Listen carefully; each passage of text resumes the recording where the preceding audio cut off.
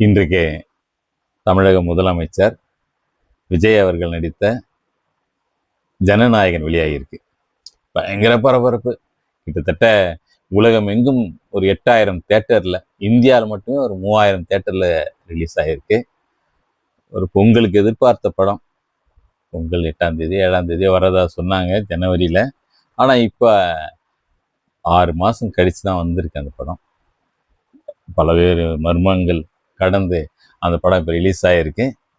பயங்கர பரபரப்பாகவும் எதிர்பார்ப்போடும் தமிழகம் எங்கும், இந்தியாவெங்கும், உலகம் எங்கும் கொண்டாடப்பட்டு இருக்கிற இந்த படத்தை பற்றி இந்த விமர்சனத்தை இன்று நாம் பார்ப்போம்.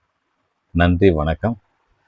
தமிழ்த்தின நேயர்களே, இந்த படத்தை இது கடைசி படம், விஜய்க்கு கடைசி படம்னு அறிவிச்சாரு. அது ஒரு பெரிய ஒரு ரசிகர்களுக்கு ஒரு டிசப்பாயிண்ட் தானே. ஒரு கடைசின்னு சொல்லிட்டாரு, இனிமேல் விஜய் படமே வராது அப்படின்னு எதிர்பார்த்தவங்களுக்கு இந்த படத்தில் விஜய் அமைக்க அமைக்க அமைக்க 5 படத்தை ஒரே படத்தில் வச்சிருக்காருன்னு தான் நான் சொல்லுவேன். ஒரு 3 மணி நேரம் ஓடுற ஒரு படமாக இருக்குது. பெரிய படம். அவ்வளோ கதைகள், அவ்வளோ ட்விஸ்ட்டுகள், எதிர்பாராத அத்தனை ட்விஸ்ட்டுகள் படத்தில் இருக்கு. 5 கதை இதில் இருக்கு. தனித்தனி ட்ராக். நிறைய படங்கள் அப்படி இருக்கும். 2-3 ட்ராக் கடைசியாக கிளைமேக்ஸில் ஒன்று சேர்றது உண்டு. இதில் 5 ட்ராக் இருக்குது. 5 தனித்தனி கதையாகவும் அதை எடுக்கலாம் அப்படின்னு இருக்கிற மாதிரியான ஒரு பெரிய ஸ்கிரிப்ட் இது. முதல்ல கௌதம் மேனன் ஒரு சிறை வார்டன், ஒரு பெரிய அதிகாரி சிறைக்கு. அந்த அதிகாரி ஒரு ஃபஸ்ட்டு அறிமுகப்படுத்துறது, அந்த சிறையில் ஒருத்தர் ரவுடிகள்லாம் உள்ள நுழைஞ்சிட்டாங்க, யாரையோ அங்கே ஜெயிலில் இருக்கிற ஒருத்தனை கொல்ல போகிறாங்க அப்படின்னு சொல்லும்போது என்ன பண்ணுறது, எப்படி அந்த ரவுடிகளை அப்புறப்படுத்தி காப்பாற்றுறதுன்னு இப்போ போலீஸ்லாம் கையை பிசைஞ்சிக்கிட்டு, ஜெயிலர்லாம் கையை பிசைஞ்சிட்டு இருக்கும்போது, ஒன்றும் கவலைப்படாதீங்க சார், சி பிளாக்குள்ளே போயிட்டான் அந்த ரவுடி. சி பிளாக்ல என்னென்னா அதில் விஜய் இருக்கார். விஜய் இருக்கனால அவர் பார்த்துப்பாரு அப்படின்னு சொல்லி ஒரு பில்டப் கொடுக்குறாங்க படத்தில். பெரிய சண்டைக்காரர் அவர் அப்படின்னு. அப்படி தான் ஆரம்பிக்குது. இன்னும் அதிகமாக என்ன சொல்கிறாங்கன்னா, நாமெல்லாம் ஜெயிலை பாதுகாக்கல, விஜய் பாதுகாப்பில் தான் நம்மளாம் இருக்கிறோம் அந்த மாதிரிலாம் கூட டைலாக் வருது. அவர் பாதுகாப்பில் தான் ஜெயிலே இருக்குதுன்ற மாதிரிலாம் சொல்கிறாங்க. இப்படி பில்டப் மேலே பில்டப். அவர் ஜெயிலுக்குள்ளேயே அவ்வளோ அடி தட்டி, அவ்வளோ மரண அடி கொடுக்குறாரு. சொல்கிறாரான்னு சொல்லலை, ஆனால் அப்படி ஒரு அடி அடிக்கிறாரு. எல்லாமே அக்செப்டபிள் தான் அந்த படத்தில். எப்படியும் ஒரு 10 நிமிஷத்துக்கு ஒரு ஆளை வெட்டி தள்ளுற காட்சிகள் நிறைய இருக்குது. அவ்வளோ வயலண்ட்டு படத்தில் இருக்குது. விதவிதமாக நெற்றி பொட்டில் வெட்டுறது, கழுத்து வெட்டுறது. விஜய் வந்துட்டார்னா அந்த இடத்துல எல்லாமே நடந்துடும் என்கிற ஒரு ஹீரோயிசம் படம் முழுக்க பில்டப் பண்ணியிருக்காங்க. எத்தனை பேர் இருந்தாலும், ஒரு இடத்துல ஒரு 50 பேரோ 100 பேரோ 1000 பேரோ கூட இருக்காங்க. ஆனால் விஜய் வந்துட்டார்னா அவங்க எல்லாரையும் அடித்து வீழ்த்திடுவார். அந்த மாதிரி இருக்குது. கௌதம் மேனன் கதை ஒன்று சொன்னேன் இல்லையா, அது முதல் கதை. இந்த 5 கதையில் ஒவ்வொரு கதையாக நான் சொல்லிடுறேன். கௌதம் மேனனுக்கு ஒரு குழந்தை இருக்குது. அவங்க ஒய்ஃப் ஒரு தீவிரவாத தாக்குதலில் இறந்து போயிட்டாங்க. அந்த சின்ன குழந்தை, அது ஒரு 5வது 4வது படிக்கிற ஒரு குழந்தைன்னு வச்சிங்களேன். அந்த குழந்தைக்கு அம்மா இருந்தது நேராக பார்த்ததுனால ஒரு பெரிய அச்சம் இருக்கும். சின்ன ஒரு சத்தம் கேட்டால் கூட அது திடுக்கிட்டு அப்படியே விக்கித்து போயிடும். விஜய் அந்த குழந்தைய பார்ப்பார். பார்த்துட்டு இந்த குழந்தைய நான் சரி பண்ணுறேன்னு சொல்லுவார். நான் பார்த்துக்கிறேன் போங்கன்னு சொல்லுவார். ஒரு அர்ஜென்ட்டாக கௌதம் மேனன் வெளியே போகும்போது நான் பார்த்துக்கிறேன் குழந்தையன்னு ஒரு வாக்குறுதி கொடுப்பாரு. அதே போல் கௌதம் மேனன் போல ஒரு ஆக்சிடெண்ட்டில் இறந்து போயிடுவார். வேறு வழி இல்லை, சொன்ன வாக்குறுதி விஜய் காப்பாற்றணும். அந்த குழந்தையை காப்பாற்றுவார். அந்த குழந்தையினுடைய அச்சத்தை போக்குறார். அதுக்கு நிறைய ட்ரைனிங் கொடுக்குறாரு. இராணுவத்தில் சேர்த்து அது ஒரு பெரிய இதாக கொண்டு வராரு. இது ஒரு கதை. 2வது கதை பாபி டியோல். பாபி டியோல் ஒரு ஒரு டிசியா எஸ்பியா மதுரைக்கு வராரு. அதே இடத்துல தான் விஜய் ஒரு இன்ஸ்பெக்டராக இருக்கார் மதுரையில். அந்த மதுரையில் தான் நம்ம முத்துப்பாண்டி கோட்டை மாதிரி பிரகாஷ்ராஜ் இருக்கார். அவர் என்னன்னா பெரிய ரவுடி. அவர் நடு ரோட்லேயே எத்தனை பேர் என்னாலும் சுட்டுடுவார், எத்தனை பேர் என்னாலும் வெட்டி கொன்னுடுவார். அங்கெல்லாம் போலீஸ் இருக்கா, சட்டம் இருக்கா, இவங்கெல்லாம் மினிஸ்டர் இருக்காங்களா, எதுவுமே தெரியல. அங்கே ரோட்லேயே எல்லாரையும் வெட்டி சாய்க்கிறாங்க மதுரையில். அவ்வளோ பேரை வெட்டி சாய்க்கிறாங்க. ஒரு கள்ள சாராயம் விற்றதுனால அங்கே ஒரு பிரச்சனையாகுது. அது வந்து நேரடியாக பிரகாஷ்ராஜுக்கு தொடர்புடைய ஒரு இது அது. அதனால வந்து அதை தட்டி கேட்க போனவங்கள, கள்ள சாராயத்தில் இறந்து போனவங்க உரிமை கேட்க போனவங்கள எல்லாருமே சுட்டு கொன்னுடுறாங்க, அல்லது அடிச்சு வெட்டி கொன்னுடுறாங்க.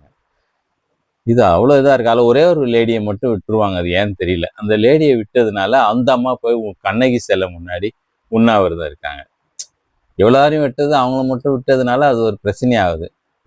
அவங்கள ஏன் கொல்லலைன்னே தெரியல. அப்படி இருக்கும்போது பிரச்சனையாகி நாடே கொந்தளிக்குது அப்படின்னு சொல்கிறாங்க. அதுக்கு முன்னாடி நடந்த எந்த கொலைக்கும் கொந்தளிக்கல. இந்த லேடி உண்ணாவிரதம் இருக்கும்போது கொந்தளிக்கிறாங்க. கொந்தளிக்க ஆரம்பித்த உடனே பிரகாஷ்ராஜ் வந்து தொலைச்சிடும், எழுந்து போ அப்படின்றாரு.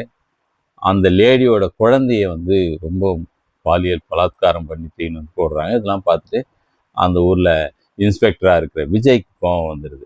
வந்த உடனே அவர் என்ன பண்ணுறாரு, எல்லாரையும் அடித்து துவம்சம் பண்ணுறாரு. அவர் பெரிய அடின்னு அவ்வளோ ரவுடிகளையும் அடித்து இது பண்ணுறாரு.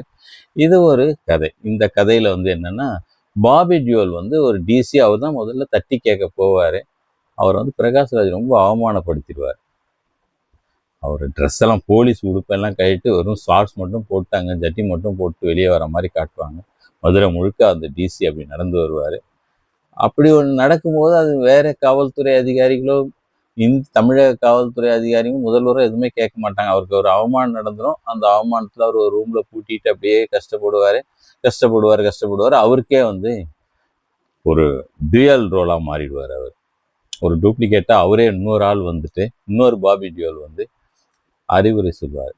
இந்த சமுதாயத்தை நம்பி நீ என்ன பண்ண போற, நீ வந்து எல்லாத்தையும் அடிச்சு அவனுங்க பாணியிலேயே போ, இங்கே நேர்மைக்கு இடம் கிடையாதுன்னு அந்த பாபி டியோல் வந்து சொல்லுவார்.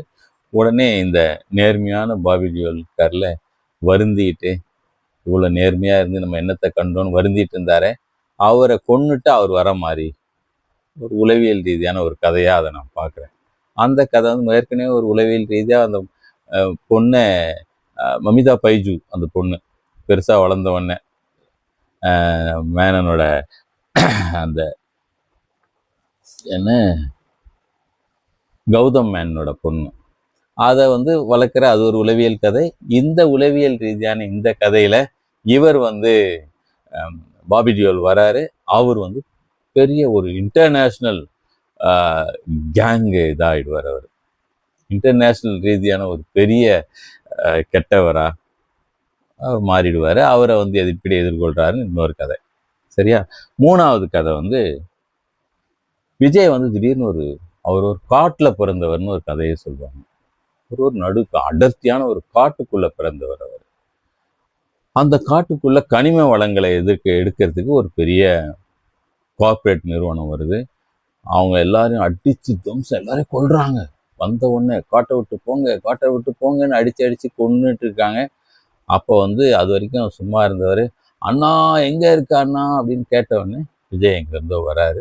வந்து எல்லாரையும் அடித்து கொன்னுட்டு அந்த சரி பண்ணுறாரு. அந்த காட்டை வந்து காப்பாற்றுறாரு. அது வந்து ஒரு கருப்பு மாதிரி ஒரு கெட்டப்பில் வந்து அவ்வளோ பேர் எடுத்துக்கொள்கிற ஒரு கதையாக அதை சொல்கிறாங்க. காட்டை காப்பாற்றுகிற இன்னொரு கதை இருக்குது. இது வந்து 4வது கதை. 5வது கதை ஒன்று இருக்குது. இதில் லாஸ்ட்டில் யாருமே எதிர்பார்க்க மாட்டோம், திடீர்னு வந்து ஒரு ஸ்டார் வார்ஸ் மாதிரி ஆகிடுது படம். ஸ்டார் வார்ஸ்னால் அவ்வளோ ரோபோ, அவ்வளோ டிஜிட்டல் மேன், அவ்வளோ ரோபோ நாய்கள் எல்லாம் வந்து அப்படியே சென்னையே இது பண்ணுது. அங்கே பார்த்தாலும் பறக்குது, ஹெலிகாப்டர் பறக்குது, இது பறக்குது. ஹெலிகாப்டர் உள்ள பறந்து போய் அடிக்கிறான் ஒருத்தன். இந்த மாதிரி ரோபோ ஃபைட்டாக வந்து கடைசி ஃபைட்டை வச்சுருக்காங்க. இப்படி ஒரு சயின்ஸ் ஃபிக்ஷன் போல் இருக்காது. இப்படி ஒரு 5 கதை இருக்குது.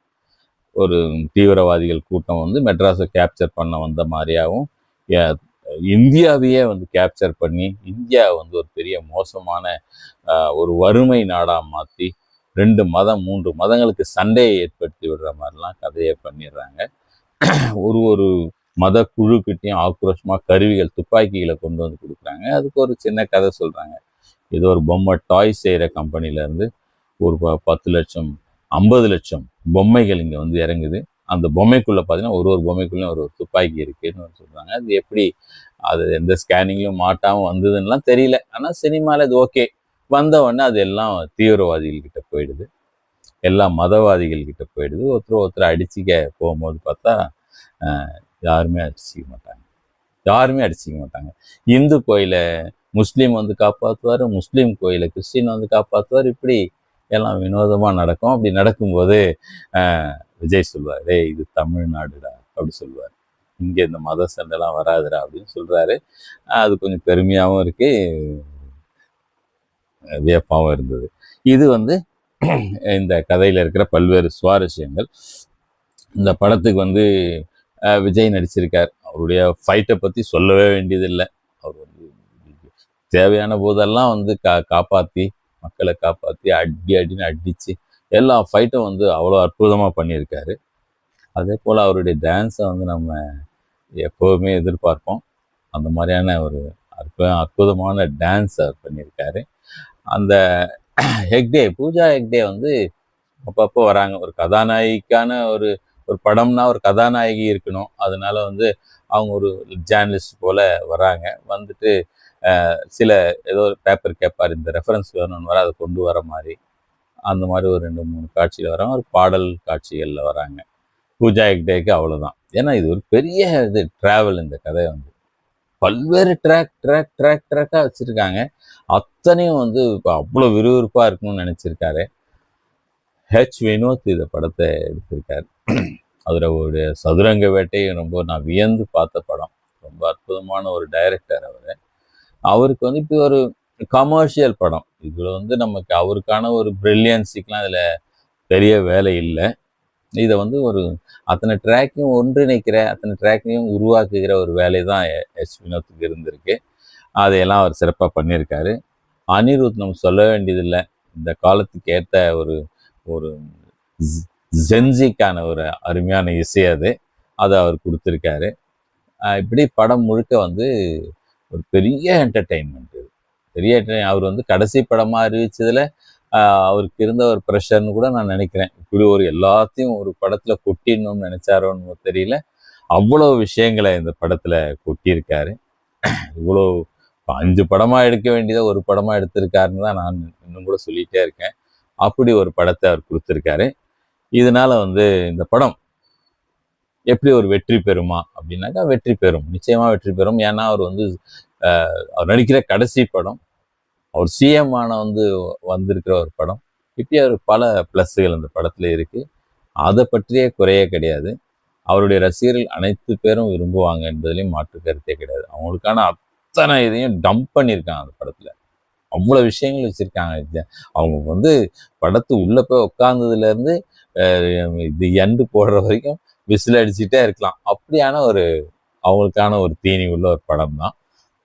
மற்றபடி இது வந்து தரத்தில் மற்றதுலாம் நிறைய கேள்விகள் இருக்குது. ஒரு லாஜிக்கான படமா, இவ்வளோ வன்முறை நடக்கிற இடத்துல எதுவுமே நடக்காதா? அந்த சிஎம் என்ன பண்ணுறாருன்னா, சிஎம் தான் எல்லாம் பண்ணுறாரு. நாசரையும் கடைசியில் கொண்டு வந்து விட்டுருவாங்க.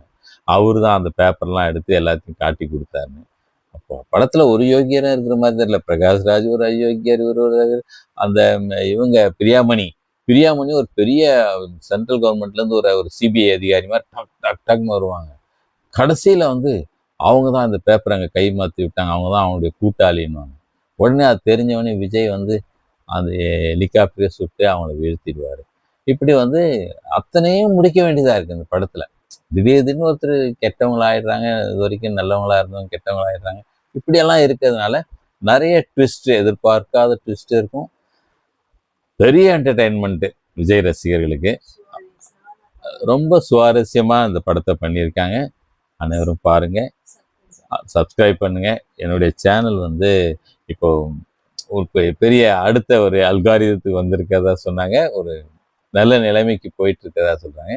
தொடர்ந்து பாருங்கள், சப்ஸ்கிரைப் பண்ணுங்கள், பெல் பட்டன் அழுத்துங்க, கருத்துக்களை பதிவு செய்யுங்க, நண்பர்களுக்கு பகிருங்க. நன்றி, வணக்கம்.